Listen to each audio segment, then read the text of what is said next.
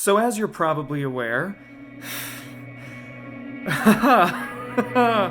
the United States experienced, a cute little coup attempt the other day, just a few days ago. I was intermittently job hunting and helping my mother babysit my niece, going about my day, as we all were. And then I made my way to the bathroom for a little afternoon poo, hopped on the Guardian app to check and see how much of an ass Ted Cruz was being during the electoral certification. 39% of Americans believe the election that just occurred, quote, was rigged. And then I proceeded to defecate in shock and horror as I learned about the active coup happening at our Capitol. Let's just say I'm glad I was already sitting down.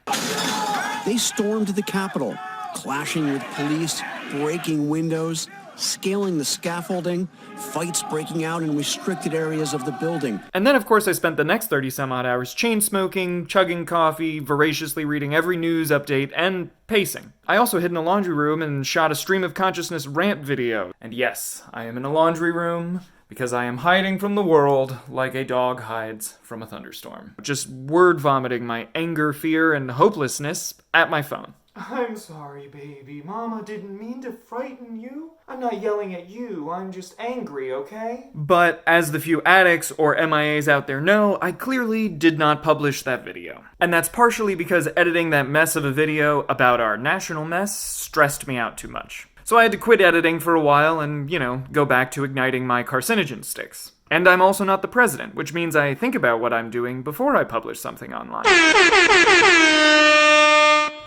And a quick side note for anyone new to the channel, the term addicts refers to our tiny little community, the misinformation addicts, or MIAs. I'm not trying to be derisive toward anyone suffering from addiction. Unless, of course, you're a Twitter addict who's been banned from the platform for inciting a coup, in which case, fuck you and the horse you rode in on.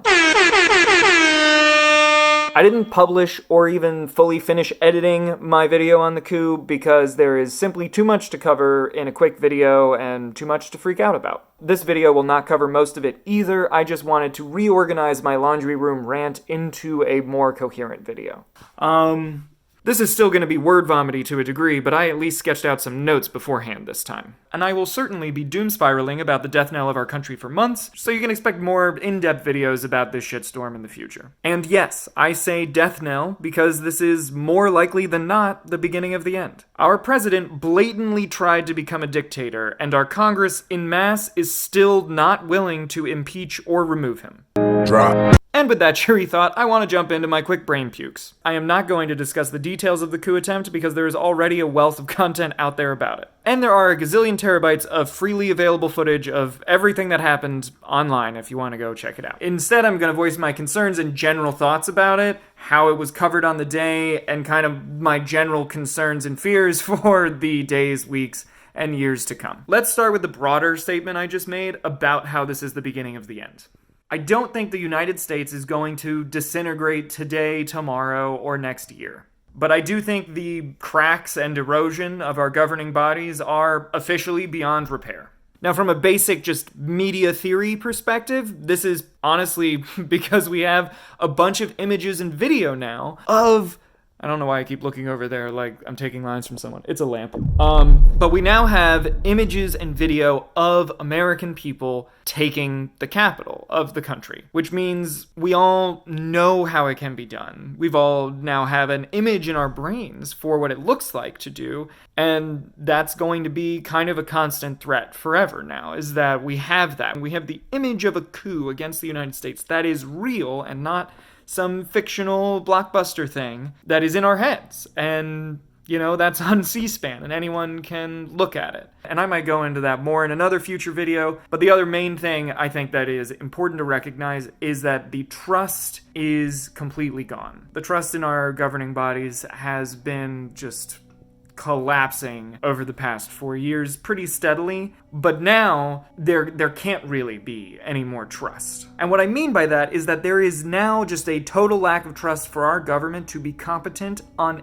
any level. It's mostly luck that the coup didn't succeed. Our actual capital with an O was not even competent enough to keep itself safe, much less the American people. And of course, and this is tied to the media images being out there, I have concerns about the immediate future and what actual American citizens will do now on either side now that this has happened. There's a reason serial killers and school shooters incite copycats. The idea is out there now, and goddammit, the first coup attempt nearly worked. I doubt this is the last time in the near future that something like this will be attempted on the national or state level, because state capitals are not at all well defended. But another thing to be concerned with in our immediate future is how this event will, ironically, encourage authoritarianism. In an attempt to overthrow the government and install an authoritarian ruler, these treasonous morons may get what they wished for, just not what they imagined. 2020 was a landmark year in the civil rights movement and the social fight against police brutality. Police were more brutal publicly than we've seen in years,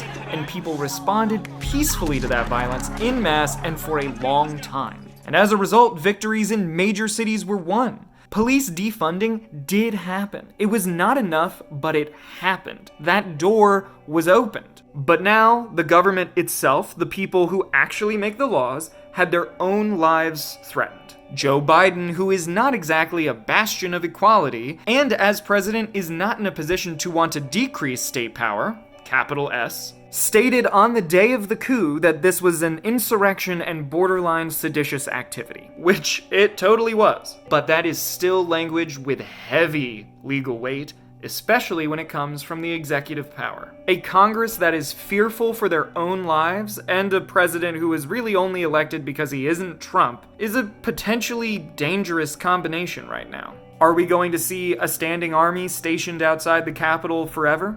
Outside all state capitals? Could this justifiably angering and terrifying event be used to undo all the anti-police brutality victories we won last year? A coup is a pretty solid reason to reverse course and increase the militarization of the police, and increase their presence, their numbers, and their legal invincibility. And to go back to the trust thing I said earlier, the more authoritarian a government becomes, the less trust its people will have in it. Hierarchical structures are about loyalty above truth. And so if the government thinks that we are not loyal, if they don't trust us to be civil, then they will treat us without civility. And that will lead to further distrust, because people do not trust their oppressors. It's a vicious cycle, and we could be diving deeper into it than we already are. I wish I had a positive note here, and I guess maybe I do. The United States is a country built on widespread inequality. The Capitol building itself was built by slaves. And even today, 90% of the US population has less wealth combined than the richest 1%. And if there's a chance that we could and would want to dissolve our country and rewrite our constitution, like the country of Chile did last year, then maybe there is hope. But who knows?